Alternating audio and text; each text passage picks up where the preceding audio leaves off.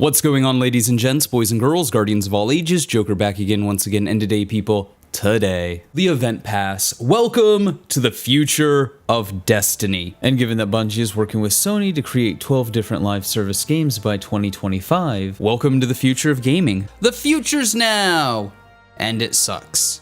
Look, I've been talking about this since the start of the channel. The industry tends to follow what Bungie does. Criticizing Destiny and Bungie isn't just a matter of wanting a better game, it's wanting a better industry. You can't ignore Destiny like you would say Halo. Halo is, bad! And I'm absolutely sure I could make a quick penny just trashing the current state of Halo Infinite. And there's absolutely an audience for it. There's a lot of disgruntled, unhappy Halo fans that are just absolutely positively done with 343 mishandling the franchise. But honestly, at the end of the day, outside of maybe a little bit of catharsis, no one, let alone the gaming industry itself, cares about a washed-up franchise, a decade past its prime, that has to beg, borrow, and steal ideas from other franchises to make itself even quasi-relevant. The point I'm making is Bungie and Destiny matter. Probably way more than they should, but here we are. I'm not bitching to just bitch. If I wanted to, there are way richer targets out there that would personally cause me less headaches. But Halo and 343, they don't matter. Destiny, and more importantly Bungie, do. And Destiny right now is a barometer for the future. Because here's the thing, it's already been happening. How many games as a service games are out there that come out half finished, have tons of microtransactions, and their live services just finishing the development of the game? Companies like BioWare, Ubisoft, Square Enix, and Microsoft are only trying to do what Bungie did because Bungie got away with it. And from a company standpoint, it actually makes a lot of sense. I mean, it sucks for us as customers, don't get me wrong, but from a company standpoint, makes sense. I mean, all you do is spend a couple $1 million to make a game, you don't finish it, and you allow the customers to subsidize the finishing of the game they already paid for. And if it doesn't work out, you can just pull an EA and cut your losses. It's actually kinda genius. Now, this model becomes harder and harder to do with each subsequent game that tries it. Destiny, Warframe, Final Fantasy XIV, they've already done it. And people are just getting sick and tired of waiting for games that they play to finish development months and years after release and get better. That's why we see all these games as a service games, or just AAA games in general, falling off if they're anything less than perfect. Because people just don't want to deal with it. But I digress. So, Solstice 2022. Well, no shit, there I was, not playing Solstice 2022. Ah, what a happy time. So I was playing Final Fantasy XIV. I know, Joker, try not to mention Final Fantasy in a video challenge.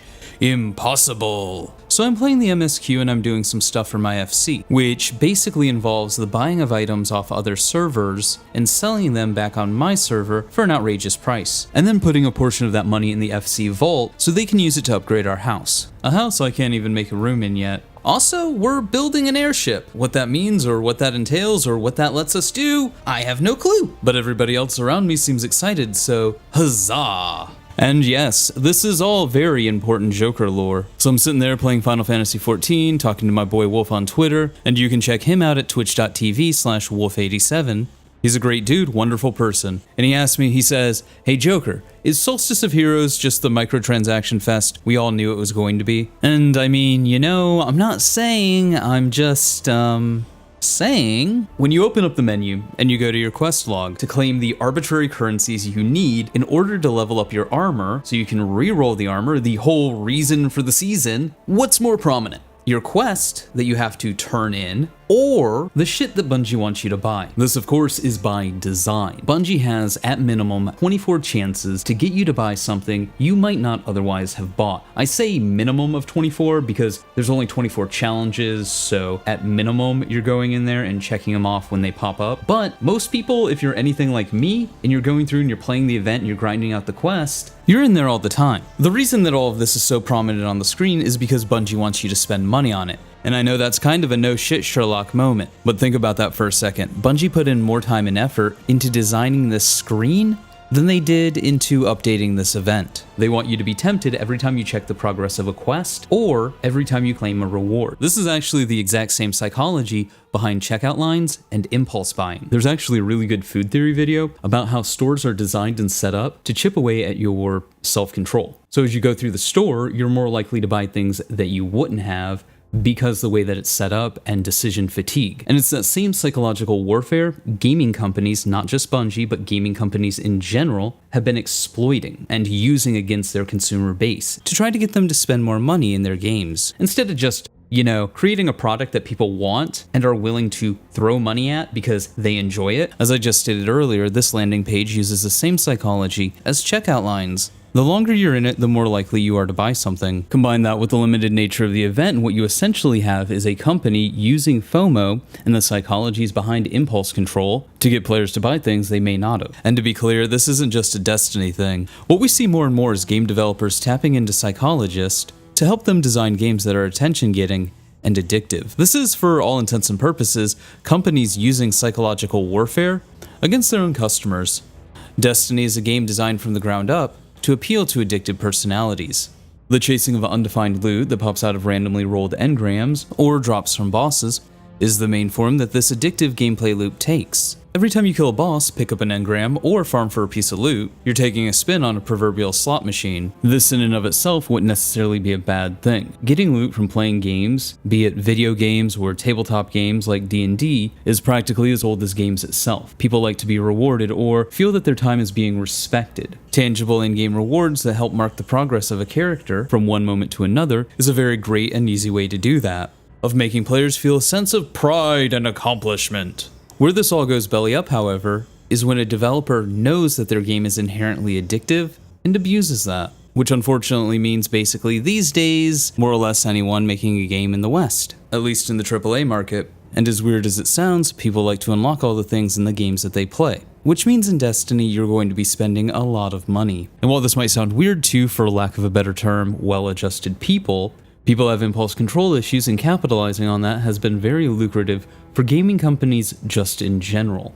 This is why for the longest time, loot boxes permeated every facet of gaming, and still kinda sorta do. Though to be fair, loot boxes are being phased out. Of course, this is because litigation in many countries, but hey, details. And while a lot of people who don't have these impulse control issues might look at this and say, well, come on, just don't buy. It's not that hard. Just don't. You just don't. You're not the type of person that this weaponization is targeting. And then you have things like FOMO. Now, I know it's kind of a meme to talk about FOMO in the Destiny community, but Destiny is designed from the ground up to capitalize on FOMO. Limited time events, seasons and expansions that get yeeted and deleted out of the game yearly, weekly story missions, Xur, the rotating Bright Dust cash shop. These are all things designed to keep the player coming back and engaging with the game. You gotta check out Xur because it's the weekend and he might have god rolls. You gotta check the cash shop because they've rotated their inventory and maybe, just maybe, there's something you want available for Bright Dust. Wouldn't want to miss that, and I mean, while you're in the storefront anyways, might as well buy something else. Now again, for most people, this probably isn't that big of a deal, but for the people it does work against, it's actually kind of interesting how this sort of thing attacks them psychologically. I know it's kind of hard to believe that so many people wrap so much of their identity up into a video game to the point that missing out on something, or that something in a digital storefront would mean so much to somebody. It's weird to me, but clearly it's very successful for companies. What exactly does FOMO do? Well, according to researcher Vulcan Doggin in the Journal of Cross-Cultural Psychology, Vulcan explored the ways that self-perception and self-concept are affected by the onset of FOMO, and that FOMO is positively associated with independent self-construal. This finding means that the fear of missing out is inherently connected to the ways that individuals understand and experience the world, and the way they feel they're being excluded or missing out on something. A great example of this are weapons like Not Forgotten or rewards like going to the lighthouse. These rewards either had to be removed from the game or made easier to achieve. This is why there was a push to make more exotics tied to quests as well. Because if you look at LFGs, more so back in the day, it was extremely common to see must-have G-Horn, must-have Icebreaker. This upset people who couldn't get these items because they were being excluded from content that they wanted to play. However, that gets into its own interesting rabbit hole because at the end of the day, you're not entitled to somebody else's raid group. You're not entitled to somebody else's time. I know people don't like hearing that, but it's because of that things have gotten easier in Destiny. That's why there's very little aspirational content. You can't have people missing out on things they paid for, because people who are missing out, people who are angry and upset, aren't people playing the game. And the type of people who are upset about not being able to get something in a video game are the type of people who would pay to get something in a video game. So it's actually in Bungie's best interest to cater to this demographic. See the upcoming skill-based matchmaking changes that are being implemented for casual players, something that'll be seen as a win for a season or two, before it's yeeted and deleted as it has been so many times in the past, the second that Bungie wants free marketing. I don't think that it's absurd to point out that the Destiny community can oftentimes feel like a cult. People have made Destiny such a part of their identity that their knee-jerk reaction is to defend it, because if you criticize Destiny or insult it, you're criticizing or insulting them. And this is the sort of diehard true believer companies want. They don't just want customers for their product, they want evangelicals to evangelize their product. We see this all the time. Destiny, COD, Fortnite. Hell, one of the most passionate fan bases out there is the Final Fantasy XIV fan base, a community that can often seem overbearing when it comes to evangelizing their game. And all marketing seeks to do this, not to sell a product, but to sell a lifestyle. Just look at product wars in general and the tribalism around it. You always have to pick a team. Are you Team Pepsi or Team Coke? Team Nike or Team Reebok? Team Xbox or Team PlayStation? Team Halo or Team COD? And so on and so forth. Now, I wish there was a shining beacon that I could point to and go, that, ladies and gents, boys and girls, guardians of all ages, that is the one-stop solution to stop all of this madness. But there's not. This is the future of gaming, of products, of marketing, stuff like that. It's only ever going to get worse, not better. Shoot down one form of microtransactions like loot boxes, and corporations will spend millions of dollars to find new ways to exploit their player bases. The future of gaming seems to be veering more and more towards games like Fate Go, Genshin Impact, Diablo Immortal, and, of course, Destiny 2. Games like Fate, Genshin, Diablo Immortal are ludicrously successful. Look at all the YouTube videos of people spending tens of thousands, if not hundreds of thousands of dollars in Diablo Immortal. So is it really any surprise that Bungie wants a piece of that pie? And so Destiny is becoming more and more like a mobile game? And it's because of these whales that Lost, the monetization war, has been. Because it was never about the average person who doesn't fall for these tricks, or who sees right through them, who doesn't spend their money. It's for whales. It's always been for whales. It's because of this that games and game companies will continue to butcher and bastardize their products, not to its core audience, but the mythical, magical, broader audience. Because at the end of the day, your core players aren't falling for your tricks. However, the broader audience that these gaming companies want are more inclined to fall for these tricks. A casual player on average is going to be less in tune with a lot of the marketing bullshit. I wish there was more of a happy ending to this video, but this is one of those things. It is what it is.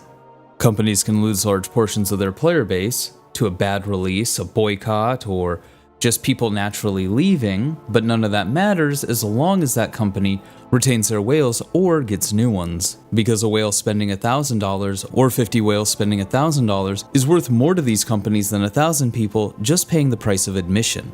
Don't like the model, don't support it doesn't work when the model doesn't need the vast majority of players to support it. Yeah, I know, kinda depressing. It's sad to see what AAA gaming has become. However, while AAA gaming seems dead set to implode on itself, the indie and AA market continues to impress with games that rival or surpass their AAA counterparts. And while this isn't necessarily a fix for the AAA gaming market, it is an alternative that'll respect you, your time, and your money way more. As for AAA gaming, Bungie, and Sony, if nothing else, it's going to be an interesting next couple of years. But hey, those are just my thoughts. Let me know yours in the comments below. Remember to like, but only if you did. Subscribe for more. Feel free to donate to my Patreon if you're feeling particularly generous. We have merch. But above all else, stay frosty.